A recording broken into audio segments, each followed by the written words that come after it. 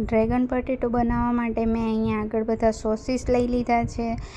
Vinegar છે, green chilli sauce છે, soya sauce છે, રેડ ચીલી સોસ છે, ટોમેટો કેચઅપ છે, ડુંગળી છે, લીલી ડુંગળી છે, કેપ્સિકમ અને લીલા મરચાંને આ રીતે મેં કંઈક કટ કરી લીધા છે. અને લસણ અને આદુને ઝીણું ખમણીને ઝીણી ઝીણી કટકી કરી લીધી છે. મેં અહીંયા થોડું તેલ મૂક્યું છે અને તેલ આવી જાય એટલે એમાં મેં લસણ અને આદુ નાખી દીધા છે. એને બહુ નથી થવા દેવાના, અધકચરું જ રાખવાનું છે. એટલે થોડા સોતે થાય એટલે આપણે એમાં ડુંગળી નાખી દેવાની છે. ડુંગળી એડ કર્યા પછી આપણે તેમાં કેપ્સિકમ ને મરચાં જે કટ કર્યા હતા એ નાખી દેવાના છે. આપણે બધું જ વેજીટેબલ પ્રોપર નથી કૂક થવા દેવાનું, તેને અધકચરું જ રાખવાનું છે એટલે એનો ક્રન્ચીનેસ રહે એના માટે. પછી આપણે તેમાં green chilli sauce, red chilli sauce અને સોયા સોસ, વિનેગર અને ટોમેટો કેચઅપ નાખી દેવાનું છે. આ બધું આપણે 1 સ્પૂનથી 1.5 સ્પૂન જેટલું જ લેવાનું છે બધા સોસીસ.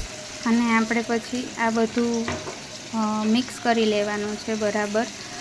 અને મિક્સ કર્યા પછી આમાં થોડું ટેસ્ટ પ્રમાણે આપણે મીઠું નાખવાનું છે, કેમ કે બધા સોસમાં હોય જ મીઠું, એટલે એ પ્રમાણે મીઠું એડ કરવાનું છે. અને હવે છે ને આપણે આમાં એની થિકનેસ માટે સ્લરી એડ કરવાના છે. મેં થોડો કોર્નફ્લોર લીધો હતો, એમાં પાણી નાખી અને કંઈક આ રીતનું સ્લરી ટાઈપ કરી લીધું હતું અને અંદર એડ કર્યું હતું. તમારે જે રીતની ઘાટી ગ્રેવી જોઈએ તો વધારે થીક જોઈતી હોય તો એ રીતે વધારે નાખવાનું, નહીં તો 2 ચમચી તો કોર્નફ્લોરમાં પાણી નાખી અને અંદર એડ કરી દેવાનું. એ પછી લાસ્ટમાં મેં આમાં બટેટાની ચિપ્સ એડ કરી દીધી હતી, જેની અંદર મેં કોર્નફ્લોર નાખી અને બસ તળી લીધા હતા. બટેટાની સ્લાઈસ એને એડ કરી છે. પછી એને બરાબર મિક્સ કરી થોડીવાર માટે ચડવા દેવાનું છે અને ઉપરથી જે લીલી ડુંગળી હતી એ એડ કરવાની છે અને થોડા એવા તલ સ્પ્રિંકલ કરવાના છે. તો ડ્રેગન પટેટો તૈયાર છે. એકદમ બહાર લારી ઉપર અને હોટલમાં જે મળે છે ને એના જેવા જ અને એના જેવો જ ટેસ્ટ આવે છે. પણ એના કરતાં આપણા ડ્રેગન પટેટો હેલ્ધી છે, કેમ કે એ લોકો ફૂડ કલરનો યુઝ કરે છે, જે આપણા બાળકોના સ્વાસ્થ્ય માટે ઘણું હાનિકારક હોય છે.